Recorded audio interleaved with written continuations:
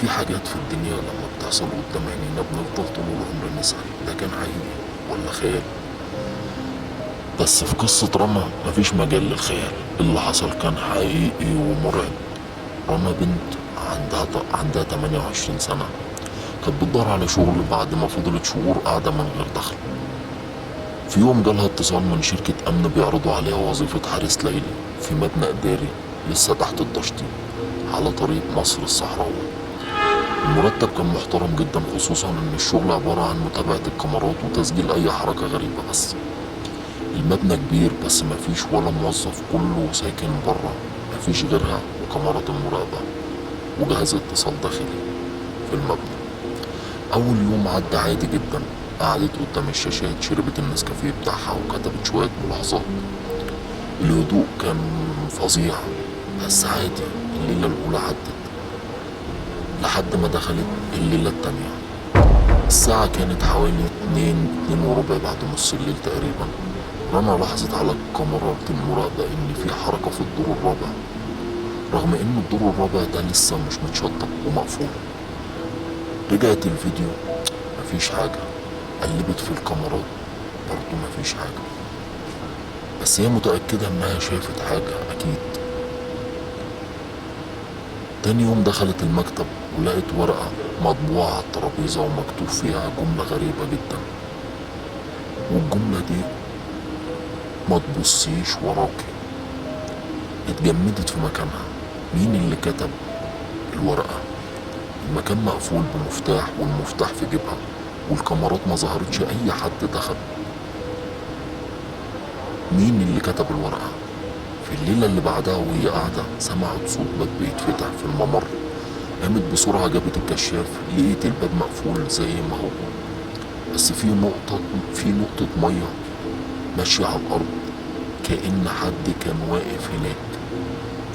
من اللحظة دي بدأت تحس إن في حاجة مش طبيعية، وبدأت تفكر تسيب الشغل. بس ازاي؟ لسه اليوم مخلص ولسه الشفت بتاعها مخلص. لكن قالت هكمل، دي آخر ليلة وخلاص. الليلة دي كانت مختلفة. الساعة عدت 3 الفجر والكاميرات بدأت تفصل واحدة ورا التانية. أول كاميرا فصلت، بعدها التانية، بعدها التالتة، ولما فضلت كاميرا واحدة شغالة كانت بتصور الدور الرابع فقط لا غير. وفي الكاميرا دي ظهر راجل طويل لابس بدلة سودا ووشه مش باين، واقف وسط الممر بيبص في الكاميرا. رنا قعدت مكانها مصدومة، وفجأة الراجل ده مد ايده على العدسة والكاميرا فصلت. جريت على الباب علشان تخرج، بس الباب ما كانش بيفتح. فضلت تجرب بالمفتاح، مفيش، استحالة. حاولت تكسر الإزاز اللي في الباب، ما عرفتش، ما قدرتش. رجعت للمكتب، لقت الشاشة رجعت تشتغل، بس المرة دي اللي في الكاميرا كانت هي نفسها، رنا، واقفة في الدور الرابع بنفس لمسها بنفس ملامحها.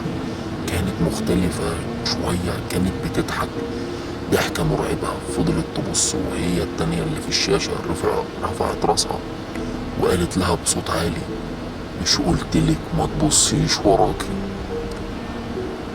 رنا صرخت، وبعدها كل حاجة سكتت. مفيش صوت، هدوء رهيب.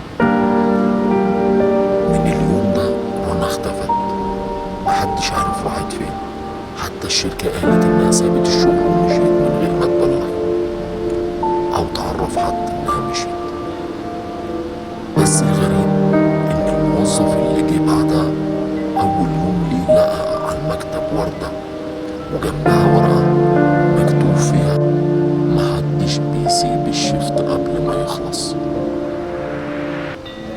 اكتبوا لنا بقى رأيكم في التعليقات، قولوا لنا لو كنتوا مكررة كنتوا هتكملوا الشفت ولا هتمشوا. وما تنسوش لو القصة عجبتكم تعملوا لنا لايك واعملوا سبسكرايب للقناة عشان ما يفوتكمش أي كوابيس.